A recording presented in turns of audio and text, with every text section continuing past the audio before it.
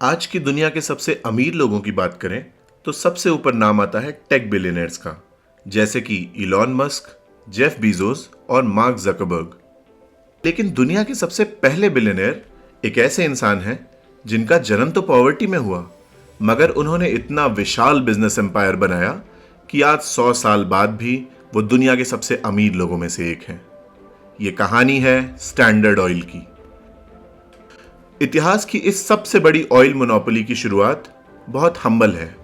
कहानी शुरू होती है ईयर 1839 में, जब जॉन डी रॉकफेलर का जन्म होता है अपस्टेट न्यूयॉर्क में।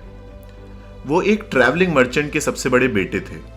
उनके पिता अपने आप को बोटैनिक फिजिशियन बताते थे, लेकिन असल में वो एक कॉन आर्टिस्ट थे जो गरीब और बीमार लोगों को कुछ जड़ी बूटियां वगैरह बेचा करते थे। क्योंकि उनके पिता काफी वक्त घर से दूर बिताते थे, तो जॉन खेतों में अपने माँ की मदद किया करते थे।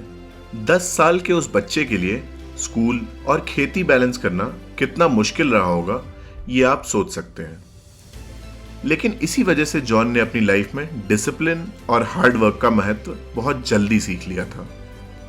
जॉन पैसे कमाने के नए नए तरीके ढूंढते रहते थे। एक बार उन्होंने एक टर्की के अंडे चुरा लिए और जब वो बड़े हुए तो उन्हें बेचकर अच्छा प्रॉफिट कमाया। छोटी सी उम्र में जॉन अपने फैमिली फाइनेंसेस में सिग्निफिकेंट कंट्रीब्यूशन देना शुरू कर चुके थे। 1853 में जॉन का परिवार क्लीवलैंड, ओहायो शिफ्ट हो जाता है, जहां वो क्लीवलैंड हाई स्कूल अटेंड करते हैं। लेकिन अपनी ग्रेजुएशन से सिर्फ 2 महीने पहले, सिर्फ 16 साल की उम्र में जॉन ड्रॉप आउट हो जाते हैं और काम ढूंढने लगते हैं। काफी रिजेक्शंस के बाद उन्हें मौका मिलता है एक लोकल प्रोड्यूस ब्रोकर पर, जहां वो बुक कीपिंग का काम शुरू कर देते हैं। इनिशियली उन्हें महीने के सिर्फ $16 मिलते हैं, पर बाद में उनके काम से खुश होकर उनके बॉसेस इसे $50 पर मंथ तक बढ़ा देते हैं। 2 साल काम करने के बाद जॉन खुद का प्रोड्यूस ब्रोकरेज बिजनेस शुरू करने का डिसीजन लेते हैं और इस तरह 1859 में $4000 का कैपिटल पूल करके वो बिजनेस शुरू कर देते हैं, जिसमें वो ग्रेन्स, हे और मीट जैसे आइटम्स ट्रेड करते हैं। और पहले ही साल में वो $500,000 की सेल कर लेते हैं। पर 1859 में एक ऐसी घटना होती है जो जॉन की जिंदगी को हमेशा के लिए बदल देती है। इलेक्ट्रिसिटी का आविष्कार होने से पहले लोग रोशनी के लिए रात को लैंप जलाते थे। उस लैंप में जो ऑयल यूज होता था वो वेल फैट से आता था, पर वेल्स को हंट करना काफी कॉस्टली था और कुछ वेल स्पीशीज एक्सटेंसिव हंटिंग की वजह से एक्सटिंक्ट होने लगी थी। पर 1859 में पेंसिल्वेनिया में ऑयल डेरिक की डिस्कवरी होती है। ऑयल डेरिक एक ऐसा वुडन स्ट्रक्चर है जिसे यूज करके काफी सस्ते में क्रूड ऑयल एक्सट्रैक्ट किया जाने लगता है। इससे शुरुआत होती है पेंसिल्वेनिया ऑयल रश की, जिसमें एक ही साल के अंदर अंदर 4,500 ऑयल बैरल्स प्रोड्यूस होते हैं।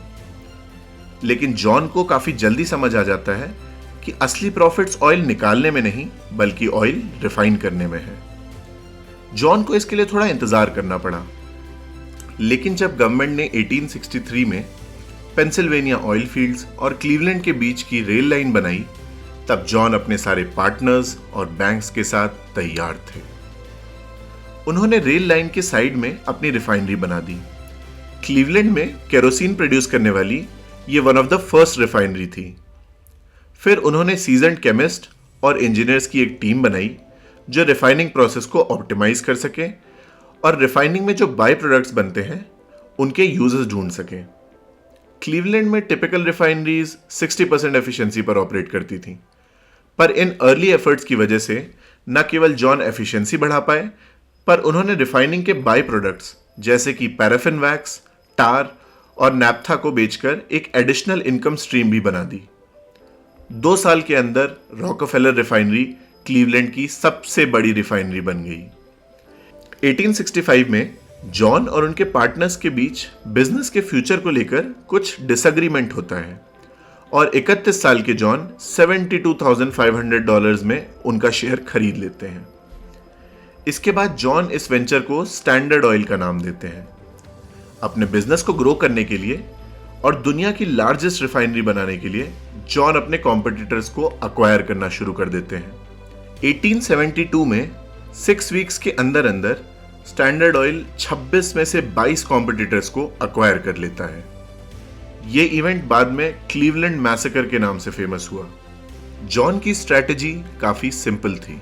वो अपने कॉम्पिटिटर्स को अपनी बुक्स दिखा देते थे, जिसके बाद उन्हें ये समझ आ जाता था कि in case of a price war standard oil उनसे काफी ज्यादा टाइम तक लॉसेस बियर कर सकता है। एक अच्छे बाय आउट प्राइस के बदले वो अपने कॉम्पिटिटर्स को अपनी कंपनी में अच्छी पोजीशंस ऑफर कर देते थे और इस तरह इंडस्ट्री के ब्राइटेस्ट माइंड्स भी जॉन के कंट्रोल में आ गए। अगर कोई कॉम्पिटिटर रेजिस्ट करता तो जॉन ऑयल और केरोसिन का प्राइस इतना गिरा देते कि प्राइस प्रेशर के चलते उन्हें गिव अप करना ही पड़ जाता। जॉन की ब्रिलियंट स्ट्रेटजीज के चलते 1880 तक कंट्री की 90% ऑयल रिफाइनिंग स्टैंडर्ड ऑयल के कंट्रोल में थी। इस पॉइंट पर जॉन के पास इतनी पावर थी कि वो बड़ी बड़ी रेल कंपनीज के ओनर से पर्सनली मिलके अपनी ट्रेन शिपमेंट्स के लिए स्पेशल रिबेट्स भी नेगोशिएट कर लेते थे। लेकिन इस तरह की बैकरूम डील्स को इंडस्ट्री में बहुत क्रिटिसिज्म मिलता था। उस समय मोस्ट इंडस्ट्रियल गुड्स रेल से ट्रांसपोर्ट होते थे और बड़े बड़े इंडस्ट्रियलिस्ट को ये चिंता होने लगी कि उनकी इंडस्ट्री में भी लोग रिबेट्स नेगोशिएट करके मोनोपोली बना लेंगे। इस वजह से स्टैंडर्ड ऑयल पर बिजनेसमैन, पॉलिटिशियन और मीडिया का प्रेशर धीरे धीरे बढ़ने लगा। 1882 में जॉन ने अपनी कंपनी न्यू जर्सी में रीइनकॉर्पोरेट की एज स्टैंडर्ड ऑयल ट्रस्ट, जो कि इन टर्न 40 लोकल कंपनीज में स्टेक होल्ड करती थी। फिर अपनी सक्सेस को शोकेस करने के लिए जॉन ने ब्रॉडवे में एक हेडक्वार्टर बनाया। इस टाइम पर स्टैंडर्ड ऑयल अपने पीक पर था। जॉन न सिर्फ 20,000 oil wells and 4,000 miles of pipeline own करते थे, बल्कि साथ ही साथ 100,000 लोगों से भी ज्यादा को उन्होंने एम्प्लॉय कर रखा था। पर ऑयल इंडस्ट्री पर उनकी पकड़ धीरे धीरे लूज हो रही थी। एशिया और रशिया में मैसिव ऑयल डिपॉजिट्स डिस्कवर हुए थे और रॉथस्टाइल्ड फैमिली उन्हें डेवलप करके अमेरिका तक ट्रांसपोर्ट कर रही थी। 1890 में यूएस गवर्नमेंट ने Sherman anti trust act pass किया। फाइनली 1911 में सुप्रीम कोर्ट ने एक रूलिंग पास करी जिसमें उन्होंने स्टैंडर्ड ऑयल को एंटी कॉम्पिटिटिव प्रैक्टिसेस और यूएस पेट्रोलियम इंडस्ट्री को मोनोपोलाइज करने के लिए गिल्टी माना।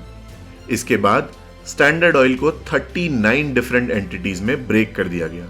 पर एक्चुअली स्टैंडर्ड ऑयल का ब्रेकअप जॉन की लाइफ का सबसे बड़ा प्रॉफिटेबल इवेंट था। आज की डेट में इनमें से most of the companies Exxon Mobil, Chevron या बीपी का पार्ट है। इन सब कंपनीज में ओनरशिप ने जॉन रॉकफेलर को दुनिया का सबसे बड़ा बिजनेसमैन बना दिया and at the time of his death उनकी नेटवर्थ 1.4 बिलियन डॉलर्स थी, यानी कि 1.5% of the US GDP. US के करंट जीडीपी के हिसाब से ये वैल्यू होती है 400 बिलियन यूएस डॉलर से भी ज्यादा। आज तक सिर्फ एक इंसान ने ब्रीफली इस मार्क को क्रॉस किया है। 2024 में इलॉन मस्क की नेटवर्थ ने ब्रीफली 400 बिलियन डॉलर्स को क्रॉस किया था, लेकिन 2025 में उनकी नेटवर्थ वापस 350 बिलियन डॉलर्स पर गिर गई।